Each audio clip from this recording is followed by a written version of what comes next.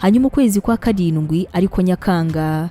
Abantu bavutse mu kwezi kwa karindwi n'abantu bakunda kwita cyane ku bandi, bakaba ari abantu bihangana cyane, bakagira igikundiro cyinshi ku buryo nta muntu ujya upfa kubanga.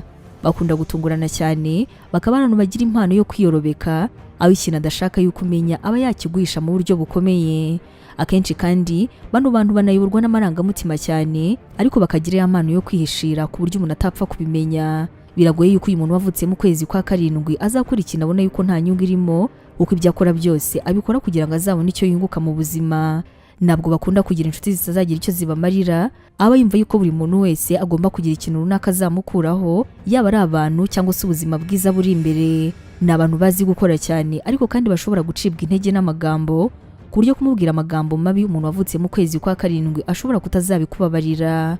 Aba bantu bavutse muri uku kwezi bazi kwigaragariza umuntu bitewe n'ibyo bashaka kuri we, ku buryo kumucika ari ikintu gishobora kukugora. Bagira amanyanga, ariko nanone bakagira uburyo bwo kuyahisha, bigendeye nyine kuri ya mpano yo guhisha ibintu byabo. Ni abantu bashobora kubika inzika, ku buryo nubwo atakwihorera adashobora kwibagirwa ibyamubayeho kandi byamubabaje. Iyo bagiriye nabi ako kanya bagutakariza icyizere, kandi kugira ngo azongera kwizere umuntu wavutse mu kwa karindwi rwose biragorana.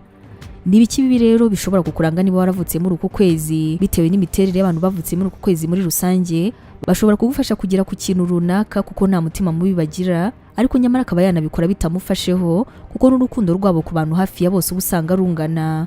Ku ruhande rumwe ibingi bishobora kwitwa bibi cyangwa se byiza bitewe n'umuntu. Biragoye rero gucika umuntu wavutse mu kwezi kwa karindwi ku kintu cyose yaba kwifuzaho, kuko yakora buri kimwe kinatandukanye nuko asanzwe yitwara, ariko kugira ngo akunde abone ikintu yifuza kuri wowe. Hanyuma ubuzima bw'urukundo ku muntu wavutse mu kwezi kwa karindwi ni gute buba bumeze?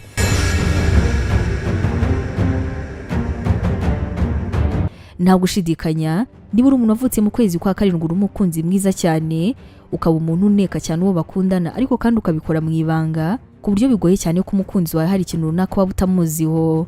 Umukunzi wawe ntabwo umukunda byo gupfa, ariko kandi mu gihe abantu batangiye kumwitaho bakamutereta bashaka kumugutwara, ushobora no kuba wamurwanira ugatanga buri kimwe cyose ariko kugira ngo umugumane.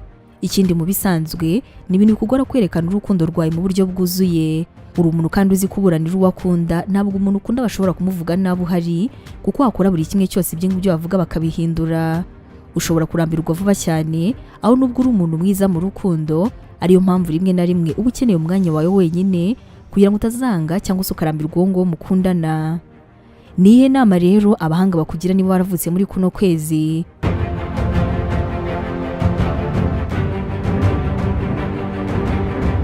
Iya mbere, zirikana yuko ubuzima bwose unyuramo bushingiye ku buryo witwara imbere y'abantu, aho ugomba kwirinda guha abantu ibyo kuvuga kandi ukagerageza gushaka uko ubuzima bwawe bwagirwa ibanga, kuzasanga aribwo umutima wawe nawe ubwawe ushobora gutuza. Ikindi kandi, ibikorwa byawe muri rusange nubitwara mu buryo bw'ibanga, uzabona yuko arimo itandukaniro nuko byahoze mbere. Nubwo rero uri umuntu uzi guhisha cyane, nyamara uburyo witwara inyuma ndetse n'uburyo wigaragaza cyane bikaba bikunze kuvuga byinshi ku byo ubutavuze. Ibikorwa ukorera inyuma rero akaba ari byo ugomba kwitaho kurenza amagambo yawe, ko n'ubundi usanga amagambo uvuga akwerekana cyangwa se akugaragaza n'ubundi aba ari makeya cyane.